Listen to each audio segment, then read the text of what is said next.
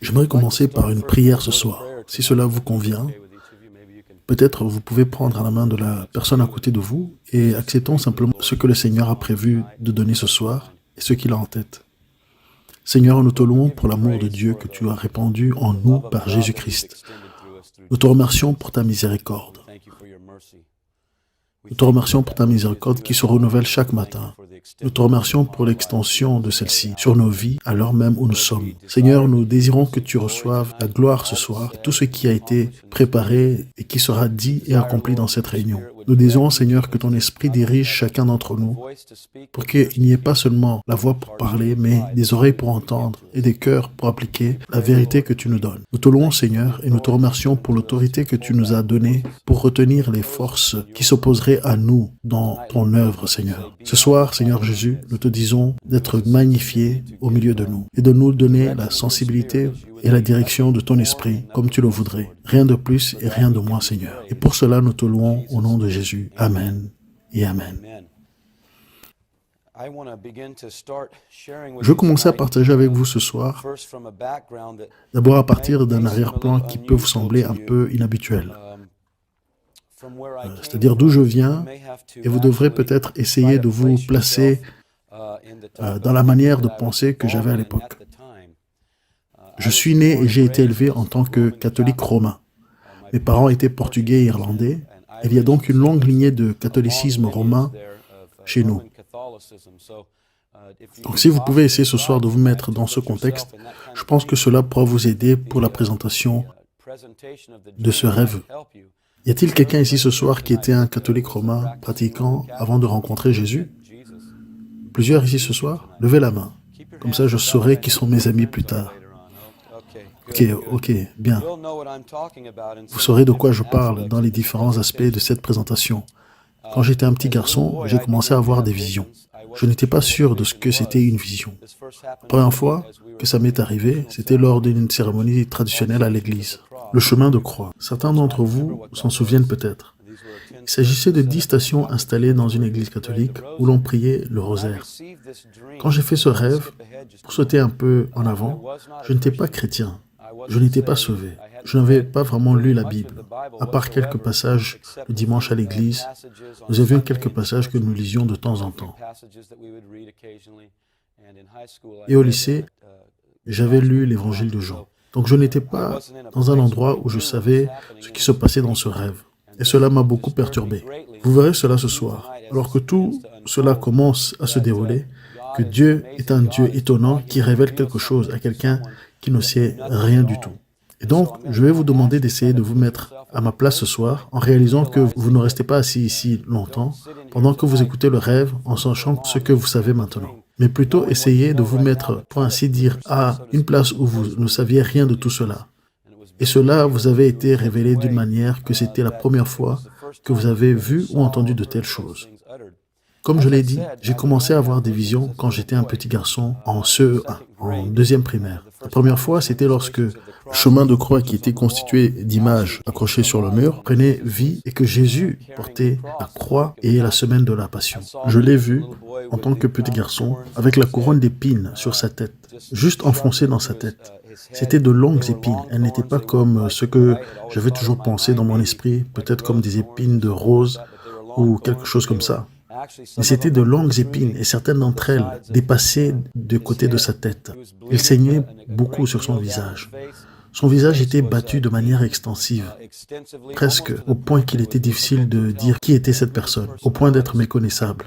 Beaucoup de choses que j'ai apprises au cours des années en suivant le Seigneur étaient en fait des indications claires dans les Écritures sur sa vie, que j'ai vues dans des visions avant même que je ne lise la Bible. C'est en partie la raison pour laquelle je suis si sûr des choses que Dieu m'a montrées, à cause de la façon dont elles se sont produites et se sont déroulées. Quand j'ai vu cela, j'ai vu, du point où il portait la croix, que les lacérations sur son dos étaient plus que de simples rayures. J'ai toujours imaginé dans mon esprit que c'était juste des marques de rayures, mais c'était en fait des lacérations profondes, où même les tissus de ses muscles étaient exposés. C'était une chose très horrible à voir en tant que petit garçon. Je l'ai vu crucifié. La croix que j'ai vue n'était pas très haute par rapport au sol, mais en fait seulement à peu près 1 mètre du sol. Et j'ai vu des chiens uriner sur la croix. J'ai vu des gens cracher sur lui. J'ai vu des gens se moquer de lui verbalement. C'était une scène très très violente que j'ai vue en tant que petit garçon. Si vous pouvez juste essayer d'imaginer pendant quelque temps un élève de 2e année voyant ceci, et cela s'est réellement joué devant moi, pour moi dans une vision, qui semble beaucoup plus réelle que vous étant ici ce soir devant mes propres yeux. Je ne sais pas comment vous expliquer maintenant comment cela se passe. Je crois simplement que Dieu choisit de faire les choses parce qu'il est Dieu, qu'il est omniscient et qu'il a ses voies. J'aimerais pouvoir vous dire comment fonctionne votre esprit dans une vision, mais je ne le sais pas. Cela commençait à se poursuivre dans ma vie jusqu'en 5e ou en 2e année secondaire. J'ai finalement atteint un point où la pression de mes pères, les problèmes que j'avais avec mes amis parce que je pleurais et que j'étais touché par la présence du Seigneur, même si je ne savais pas que c'était ce qui se passait. J'étais en quelque sorte persécuté pour cela. Ma famille pensait que j'étais un peu à côté de la plaque. Et j'ai demandé à Dieu, arrête cela. Je ne veux plus de ça. Ça ne me bénit pas. Ça ne m'aide pas. Je perds mes amis, je perds ma crédibilité auprès de ma famille. Ils pensent que je suis un cinglé, que je perds la boule. Alors arrête ça. Et ça s'est arrêté. Je dois dire que peu de temps après, je suis devenu assez rebelle. Jusqu'au moment où j'ai demandé à ce que ça s'arrête, j'avais été un jeune très sensible, très obéissant à mes parents, un bon élève qui avait gagné quelques prix dans toute la ville. Mais dès que j'ai demandé à ce que ça s'arrête, ma vie a commencé à prendre clairement une direction sur le mauvais chemin.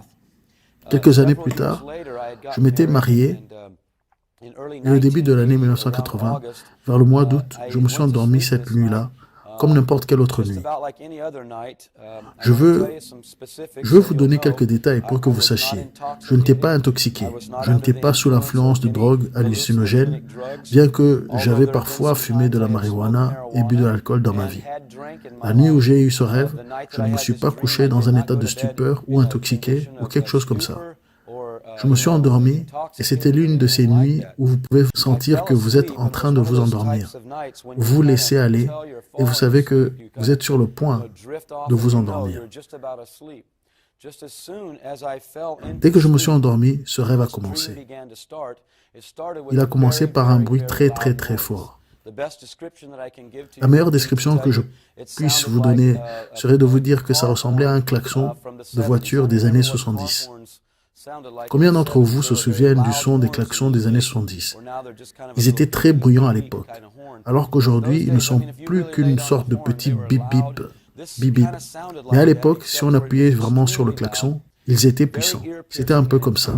Sauf que c'était extrêmement fort. Ça perçait les oreilles et ça durait longtemps, un peu comme un klaxon bloqué. Quelqu'un a-t-il déjà entendu un klaxon bloqué?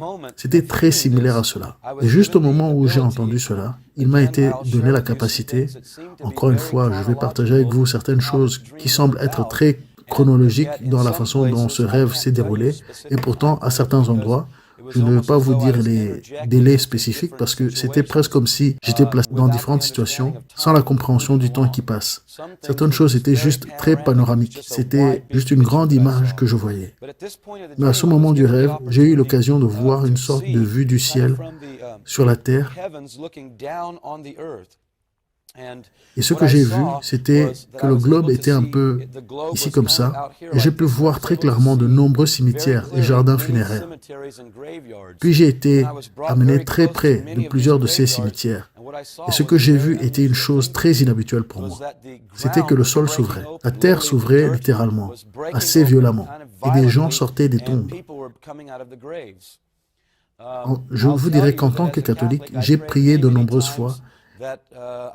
Je croyais en la résurrection des morts, mais je ne crois pas vraiment jusqu'à ce moment-là, dans le rêve en particulier, que j'étais persuadé que cela se produirait réellement. Je sais maintenant que c'est ce que j'ai vu. J'ai vu des morts ressusciter des tombes. L'état dans lequel ils sont sortis était très inhabituel.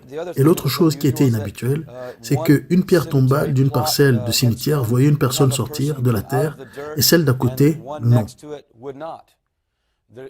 Il semblait y avoir une sorte de lancement non pas aléatoire, mais catégorisé, pour ainsi dire, de ces personnes hors de la terre. Encore une fois, c'était très violent. C'était presque comme si la terre recevait une petite explosion ou quelque chose comme ça et se brisait. J'ai littéralement vu de la terre voler et je l'ai vu sur tout le globe. Pas seulement dans une région, pas seulement aux États-Unis, mais partout. Et quand les gens commençaient à sortir, il y avait deux choses à propos de leur apparence. La première, c'est que les vêtements qu'ils portaient semblaient être comme une robe de chœur, de chorale, comme une toge. Ils étaient comme une longue robe, pour ainsi dire, une cape qui pendait d'eux. Mais au milieu de la journée, c'était comme ces tenues que les artistes portent quand ils sont sous les lumières et que les lumières, vous savez, se concentrent sur eux et les paillettes font jaillir la lumière et ils brillent. Ces gens sont sortis en plein milieu de la journée en scintillant.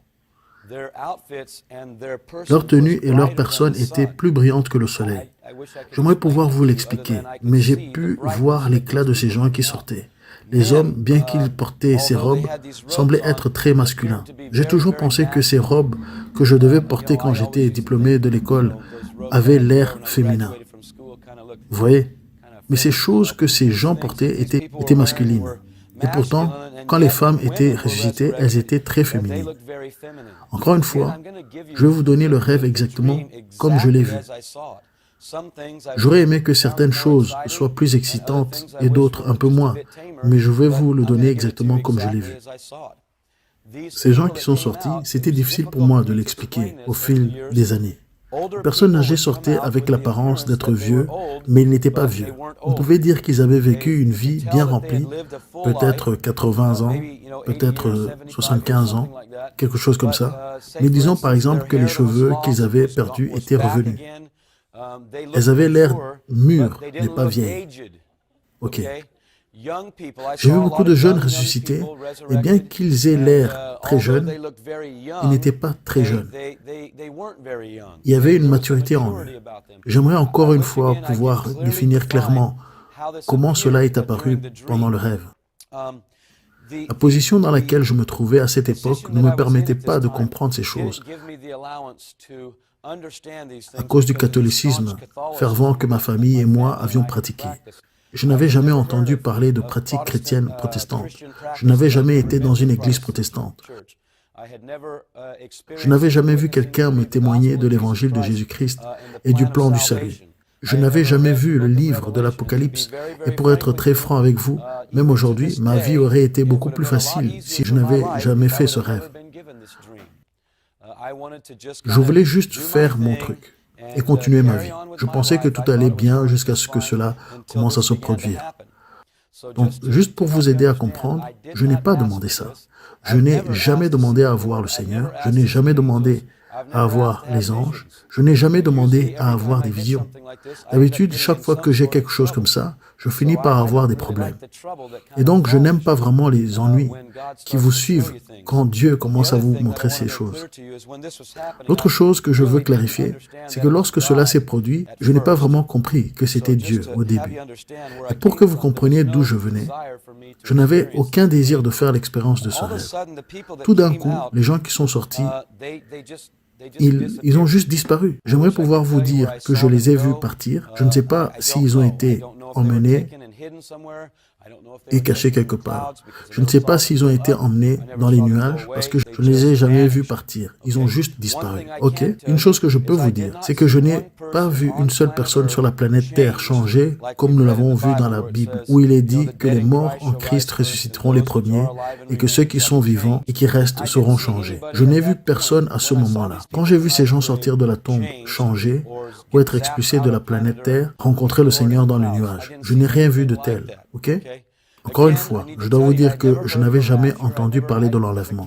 En tant que catholique, la seconde venue du Christ n'était même pas un dogme de notre Église. Nous ne pratiquions pas la croyance d'une seconde venue littérale de Jésus-Christ. Et donc tout cela m'était très étranger.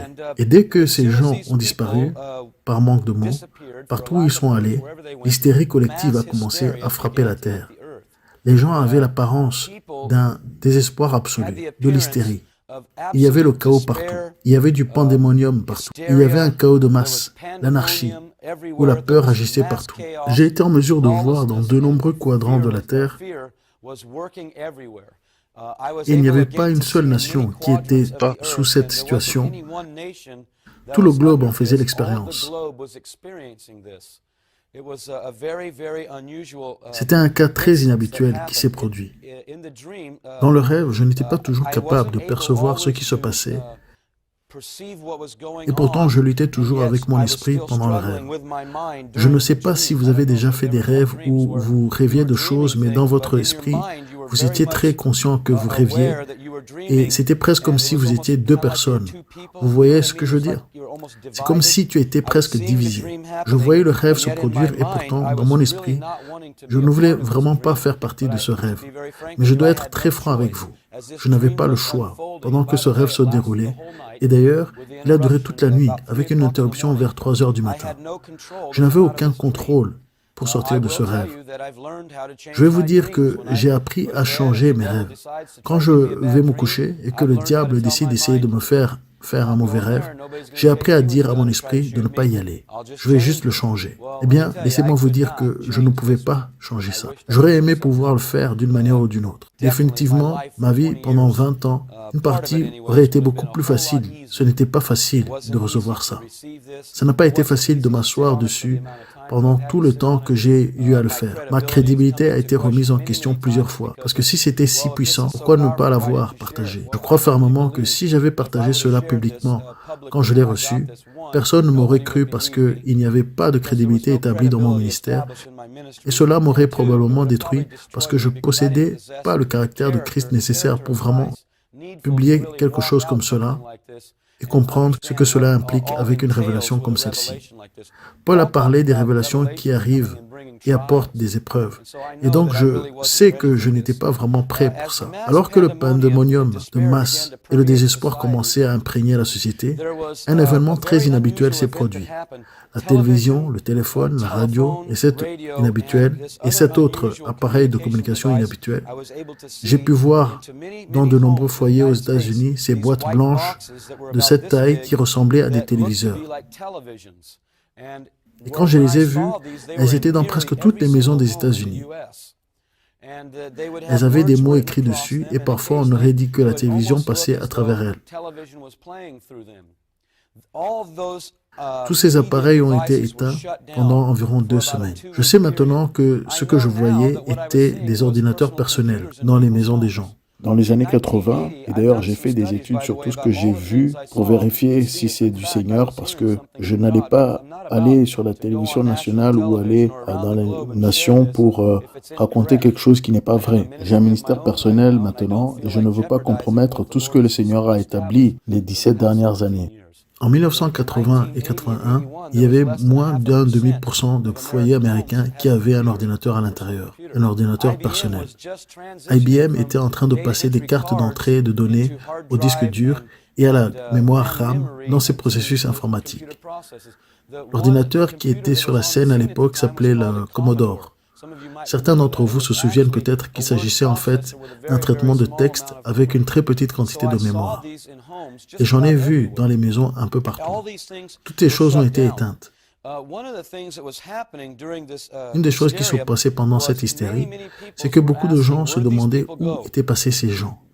Ce qui s'était passé, et tout le globe a vu cet événement ou l'a vécu après. Ce que j'ai vu chez les gens, c'est que littéralement presque tous ceux que j'ai rencontrés avaient un grand regard de désespoir et d'impuissance sur leur visage. Partout où je suis allé, il y avait du désespoir. Personne ne semblait heureux de vivre. Vous savez, je n'ai jamais connu ça.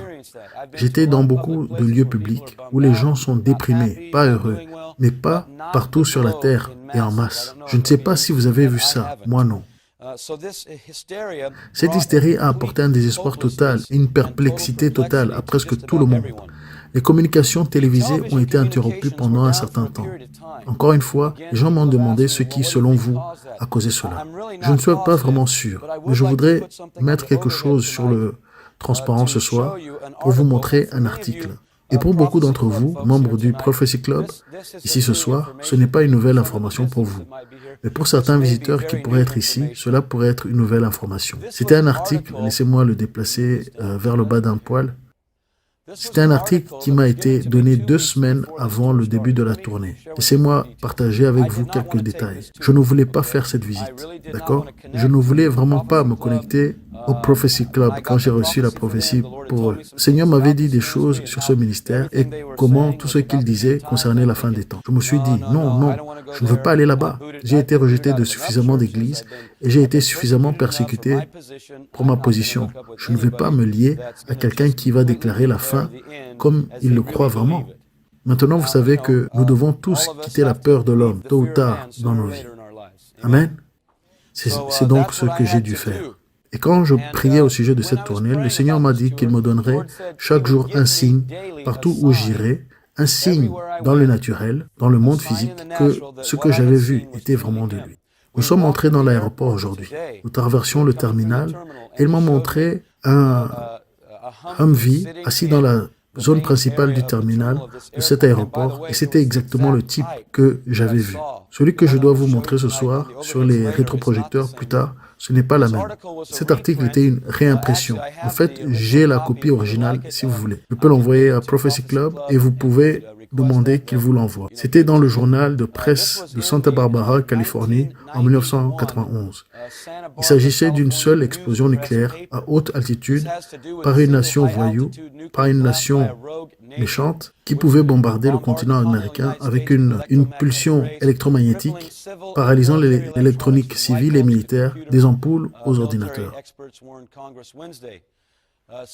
Une telle explosion libérait une impulsion électromagnétique. Je vais avancer d'un poil. Une telle explosion libérait une impulsion électromagnétique qui effacerait les données informatiques des banques, de la bourse, arrêterait des voitures, des camions, couperait l'électricité dans les 48 États inférieurs. C'était intéressant pour moi car j'ai prophétisé il y a longtemps que l'Alaska ne connaîtrait pas le jugement que les 48 États recevraient. J'ai reçu ce papier et j'ai pensé que c'était intéressant. L'impulsion ne durait qu'une fraction de seconde. Nos téléphones civils, l'électricité, les communications et les installations électroniques sont tous nus pour nos ennemis armés de nucléaire, a dit Lowell Wood, un physicien avec les laboratoires Lawrence Livermore. Même une modeste attaque EMP à explosion unique sur les États-Unis serait probablement dévastatrice pour la nation post-industrielle moderne que nous sommes et nous ferait remonter un peu dans le temps. Je vais vous parler ce soir de la Corée du Nord, de certains détails. J'ai des informations privilégiées que le Seigneur m'a permis de voir à propos de la Corée du Nord et de la Chine. Toute nation à capacité nucléaire, y compris les nations suivantes, les États-Unis, toute nation à capacité nucléaire, y compris ces nations, pourrait détruire la machine militaire américaine et mettre à mal la civilisation américaine moderne, a déclaré Wood, qui était également consultant pour le ministère de la Défense. Encore une fois, c'est un article de Santa Barbara News Press de 1991. Combien de personnes ici ce soir sont déjà au courant de ça? Ok. Certaines choses que nous les apprenons dans le naturel. D'autres choses, nous les apprenons dans l'esprit. Une grande partie de ce que j'ai appris sur la révélation de la fin des temps, je l'ai appris dans le lieu secret de la prière. Je n'ai pas eu à aller dans les positions stratégiques gouvernementales et des choses comme ça, sauf dans l'esprit. Et donc je suis en fait assez excité que Dieu me montre de telles choses auxquelles d'autres hommes doivent prendre part en étant placés stratégiquement. Cet arrêt a alarmé tous les peuples et a duré environ 2 semaines. Pouvez-vous imaginer brièvement ce soir que toutes vos communications, vos téléphones, vos ordinateurs, vos télévisions, votre radio soient coupées pendant une période de 2 semaines? Pouvez-vous imaginer l'hystérie? Pouvez-vous imaginer l'impossibilité pour un supermarché de contacter ses fournisseurs pour obtenir plus de nourriture, plus de fournitures, d'essence et de transactions? Je veux juste dire, imaginez. Je veux dire que c'est incroyable quand vous commencez à voir l'ampleur de la situation. Cela a duré environ 2 semaines. Encore une fois, je veux vous rappeler que je n'étais pas un étudiant ou un expert en prophétie à cette époque lorsque cette vision m'est apparue. J'ai commencé à marcher dans les rues, choqué par les événements qui se passaient. Les événements sont difficiles à décrire car l'anarchie et la peur imprégnaient complètement la société. Après environ 2 semaines, la télévision et la radio ont commencé à fonctionner à nouveau. Cependant, c'était complètement différent de ce qui était diffusé auparavant. Les émissions étaient émises en masse presque partout et elles dépeignaient un nouveau gouvernement et une nouvelle direction à venir. Un homme allait émerger pour nous diriger. L'homme est finalement apparu sur la scène et il a parlé avec une grande éloquence. J'ai écrit ces choses exactement comme je les ai vues. Il a parlé avec une grande éloquence et un grand charisme. Il était apaisant et promettait des réponses à tous les problèmes actuels. Cet homme était doux et extrêmement convaincant, capable de résoudre presque tous les problèmes. Il était un communicateur expert et il expliquait comment ce déplacement de personnes était le jugement de Dieu sur eux. Cela m'a ébranlé dans le rêve. Je ne comprenais pas sa position. Laissez-moi vous expliquer pour que vous puissiez comprendre d'où je viens, mon point de vue. Je ne suis pas un chrétien né de nouveau, mais dans le rêve, quand cet homme a parlé, il a commencé à me convaincre. Il a commencé à m'attirer vers ces messages. Je ne sais pas si certains d'entre vous ont vu des vieux films d'Adolf Hitler parlant en masse, mais il avait un charisme démoniaque qui attirait littéralement les masses vers lui. Ce n'était rien comparé à ce que j'ai vu. Rien. Il était capable de rallier une nation. Cet individu ralliait le monde entier. C'était très, très effrayant. Presque immédiatement, il a commencé à communiquer par le biais de téléviseurs à grand écran, qui ont été stratégiquement placés partout où la population générale se réunissait. Revenez en arrière pour moi, juste quelques instants. 1980-1981, les télévisions à grand écran n'existaient pas. Quelques pizzerias avaient ces téléviseurs à projecteurs, vous savez, avec les 3 couleurs différentes qui projetaient une image. Mais les téléviseurs à grand écran n'existaient pas et les informations en continu non plus. Partout où la population se rencontrait, les télévisions à grand écran diffusaient ce message. Je voyage beaucoup et partout où je vais, les gens ont des télévisions.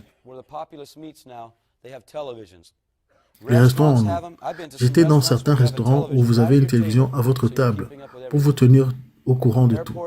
Les aéroports, partout où vous allez, partout où la populace se réunit, vous êtes bombardé de messages. C'était la norme. Ce qui était étrange, c'est que le discours de cet homme et ses directives pour le monde entier concernaient les temps nouveaux pour nous en tant qu'êtres humains, de nouvelles directives pour la paix mondiale et la nécessité d'abandonner la citoyenneté actuelle pour une citoyenneté mondiale. Maintenant, je dois vous dire, j'ai été élevé comme un Américain au sang rouge. Quand j'ai entendu cela dans le rêve, je ne pouvais pas le comprendre, vous savez. J'ai toujours eu une arme, j'ai toujours chassé et pêché, j'ai toujours mis ma main sur mon cœur au match de baseball quand on chantait l'hymne national. J'ai toujours respecté les hommes et les femmes dans l'armée. J'aime ce pays. Et donc avoir cette expérience dans ce rêve m'a secoué au plus profond de mon être. Cet homme a continuellement et constamment parlé de l'ordre mondial et des avantages de tous les hommes vivant ensemble en paix. Maintenant, même si j'étais perturbé dans le rêve, j'étais aussi attiré par cela parce que ça sonnait très très bien. La paix dans le monde, ça sonne bien, jusqu'à ce que vous en voyez le prix. Laissez-moi vous dire qu'il n'y aura pas de paix mondiale tant que le prince de la paix n'aura pas établi son trône sur la terre. Aucun être humain ne va apporter la paix sur cette terre. Seul l'être humain, dont tout est humain et tout est Dieu, apportera la paix sur cette terre. C'est Jésus-Christ. Et donc j'ai commencé à penser à renoncer à ma citoyenneté. Et cela m'a beaucoup inquiété. Bien que ce message m'ait fortement interpellé, je n'étais pas convaincu de ce nouvel ordre. J'entendais constamment le mot « nouvel ordre »,« ordre mondial » et « temps nouveau », mais je n'ai jamais entendu « nouvel ordre mondial ». Je ne sais pas pourquoi. Vous savez, je ne sais pas s'ils ont changé le nom dans le futur, ou si le rêve essayait de me montrer des perspectives différentes. Je ne sais pas. Beaucoup de choses que j'ai demandées au Seigneur, il ne m'a pas répondu à mes questions. Certaines choses, il m'a répondu très clairement. Donc, mes libertés et mon patriotisme étaient instantanément érodés de ce que j'en ai compris. Maintenant, écoutez ceci très attentivement. À des taux stupéfiants, les gens achetaient ce plan que cet homme diffusait à travers. À des taux très stupéfiants, les gens Croyez ce plan que cet homme diffusait à travers les ondes, à un rythme effarant. Aucune résistance, personne ne s'y opposait, personne ne disait rien publiquement. Je ne peux pas vous dire si les ondes étaient contrôlées au point que vous ne pouviez pas venir et dire certaines choses. C'est exactement comme ça en ce moment, aux États-Unis d'ailleurs. Vous ne pouvez pas passer sur les grandes chaînes et dire ce que vous voulez. Comment savoir si je dis la vérité ce soir? Vous ne pouvez pas faire ça. Et je ne sais pas si c'était le cas à l'époque ou si c'était juste parce que tout s'était retourné. Comme je l'ai dit, je n'ai pas toutes les réponses. J'ai commencé à faire une grave dépression. J'ai commencé à me poser des questions. Est-ce que c'est la fin du monde? Je pense que chaque personne qui est née s'est toujours interrogée au fond d'elle-même sur la fin du monde, quelle que soit la date de sa naissance. Je trouve étonnant de lire les épîtres et de constater que même lorsque Pierre et Paul prêchaient, ils se demandaient déjà si la fin du monde était proche. Et donc j'ai commencé à me poser ces mêmes questions. À ce moment du rêve, des choses très inhabituelles ont commencé à se poursuivre. J'étais désespéré. J'ai toujours eu l'habitude, lorsque je suis désespéré ou confus, de me promener. J'habite près d'une plage et je marche sur la plage. Et dans le rêve, j'ai commencé à me promener. J'espérais recevoir des réponses. Vous devrez comprendre que le monde entier vivait ce désespoir et ce chaos qui imprégnait la société. Personne, d'ailleurs, n'était isolé de tout ça. Personne n'était à l'abri de ce chaos qui engloutissait le monde entier. J'ai été capable de voir dans 2 régions différentes, sur 2 continents différents, et tout le monde faisait l'expérience de cela. C'était presque comme si le monde était devenu une nation du tiers-monde, complètement en retard sur son temps, avec l'incapacité de traiter émotionnellement ce qui se passait sur la Terre. Alors que je regardais marcher un jour, excusez-moi un instant, j'ai beaucoup parlé, prié et prophétisé ces derniers temps. J'ai commencé à chercher des réponses et je ne savais pas où chercher. Un jour, j'ai rencontré un homme âgé et c'était la première personne pendant cette période du rêve qui semblait être amicale. Il avait l'air d'avoir de l'espoir ou de savoir ce qui se passait. Alors je l'ai arrêté, je lui ai posé quelques questions. Je lui ai demandé s'il savait ce qui se passait dans le monde, s'il avait une idée de ce qui se passait en ce moment.